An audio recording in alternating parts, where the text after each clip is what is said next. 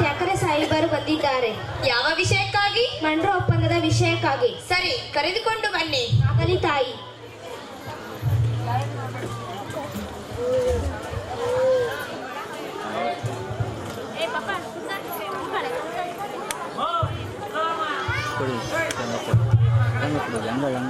ಬಂದ ವಿಷಯ ಕಪ್ಪ ಕೇಳುವುದಕ್ಕೆ. ಆಹಾ, ಕಪ್ಪ? ಹೌದು, ಮಂಡ್ರ ಒಪ್ಪಂದದ ಪ್ರಕಾರ ನೀವು ನಮಗೆ ಕಪ್ಪ ಕೊಡಲೇಬೇಕು. ಕಬ್ಬು ತಿನ್ನಲು ಬಿಟ್ಟ ತಪ್ಪಿಗೆ ಕೂಲಿಯನ್ನು ಬೇರೆ ಕೊಡಬೇಕೇನೋ? ಮೋಡ ಮಳೆ ಸುರಿಸುತ್ತದೆ, ಭೂಮಿ ಬೆಳೆ ಬೆಳೆಯುತ್ತದೆ, ನಿಮಗೇಕೆ ಕೊಡಬೇಕು ಕಪ್ಪ? ನೀವೇನು ನಮ್ಮವರೊಂದಿಗೆ ಉತ್ತೀರಾ, ಬಿತ್ತೀರಾ? ಇಲ್ಲ ನೀರು ಹಾಯಿಸಿ ನಾಟಿ ನೆಟ್ಟಿರಾ? ಇಲ್ಲ ದಣಿದವರಿಗೆ ಅಂಬಲಿ ಕಾಯಿಸಿ ಕೊಟ್ಟಿರಾ? ನಿಮಗೇಕೆ ಕೊಡಬೇಕು ಕಪ್ಪ? ನೀವೇನು ಅಣ್ಣ ತಮ್ಮಂದಿರೇ, ಇಷ್ಟರೇ, ನೆಂಟರೇ, ಗಾಯಾಳಿಗಳೇ? ನಿಮಗೇಕೆ ಕೊಡಬೇಕು ಕಪ್ಪ? ಚೆನ್ನಮ್ಮ ರಾಣಿ, ನಡುಗಿ ಸಾಯಬೇಡ, ಕುಳಿತುಕೋ. ಇಂಥ ದರ್ಭದಲ್ಲಿ ಇಂಥ ದರ್ಭವೇ? ಅದು ಕನ್ನಡಿಗರ ಹುಟ್ಟುಗುಣ. ಹೀಗೆ ಜಂಬ ಕೊಚ್ಚಿಕೊಂಡು ಮೈಸೂರು ಮಣ್ಣು ಪಾಲಾಯಿತು. ಅದು ನಿಮ್ಮ ವೀರತ್ವದಿಂದಲ್ಲ, ವಂಚನೆಯಿಂದ. ಮೈಸೂರನ್ನು ಹಾಳು ಮಾಡಲು ಮರಾಠರನ್ನು ಹಾಳು ಮಾಡಲು ಮತ್ತೊಬ್ಬರನ್ನು ಹೀಗೆ ಎತ್ತಿ ಕಟ್ಟುತ್ತಾ ಇಡೀ ಹಿಂದೂ ದೇಶವನ್ನೇ ನುಂಗಲು ನಿಂತಿರುವ ನರಿಯ ಜಾತಿಯವರು ನೀವು. ಚೆನ್ನಮ್ಮ ರಾಣಿ,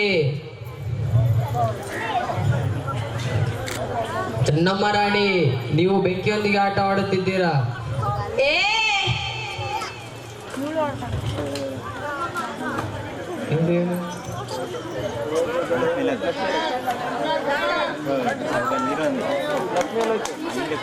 ಇನ್ಸಲ್ಟ್, ನೀವು ನಮ್ಮ ಕಂಪನಿಯ ರೂಲ್ಸ್ ಅನ್ನು ಮೀರುತ್ತಿದ್ದೀರಾ. ನಿಮ್ಮ ಕಂಪನಿಯವರಿಗೆ ನಮ್ಮ ದೇಶದಲ್ಲಿ ನಿಲ್ಲಲು ಭಿಕ್ಷೆ ಕೊಟ್ಟವರೇ ನಾವು. ಕಟ್ಟಳೆ ಮಾಡುವ ಅಧಿಕಾರ ಕೂಡ ನಮ್ಮದು. I will see you.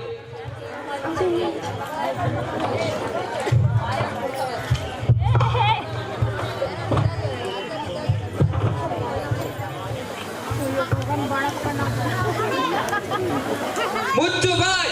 ತಾಯಿ ಆಸ್ಥಾನಕ್ಕೆ ಬಂದು ತಾಯಿಗೆ ಎಚ್ಚರಿನಷ್ಟು ಸೊಕ್ಕೇನೋ ನಿನಗ? ಇಲ್ಲಿ ಕಟ್ಟಳೆ ಮಾಡುವ ಅಧಿಕಾರ ಇರೋದು ನಿಮಗಲ್ಲ. ಠಾಕ್ರೆ, ಕನ್ನಡಿಗರ ಮಾನಾಭಿಮಾನ ನಿನ್ನಂತ ಕಚ್ಚಿ ನಾಯಿಗೆ ಗೊತ್ತೈತಿ. ಇದು ಕೆಚ್ಚದ ಕಲೆಗಳ ಬೀಡ ಐತಿ.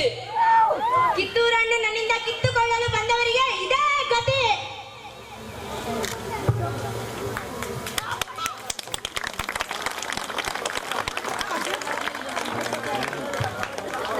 Thank you so much. ಜೋರಾದ ಚಪ್ಪಾಳೆ ಬರಬೇಕು. ಕಿತ್ತೂರು ರಾಣಿ ಚೆನ್ನಮ್ಮನ ಅವರಿಗೆ ಈ ಮಕ್ಕಳು ತುಂಬಾ ಅವರು ಡೈಲಾಗ್ಗಳೆಲ್ಲ ಕಲಿತು ತುಂಬಾ ಶಾರ್ಟ್ ಟೈಮಲ್ಲಿ ಈ ತರ ಒಂದು ಪರ್ಫಾರ್ಮೆನ್ಸ್ ಮಾಡಿದ್ದಾರೆ. ಇವ್ರಿಗೆಲ್ಲರಿಗೂ ತುಂಬ ಹೃದಯದ ಧನ್ಯವಾದಗಳು. ಇವರಿಗೆ ಚಾರಿಟಬಲ್ ಟ್ರಸ್ಟ್ ಕಡೆಯಿಂದ ಸಣ್ಣ ಕಾಣಿಕೆ. ನರಹರಿ, ಒಂದು ನಿಮಿಷ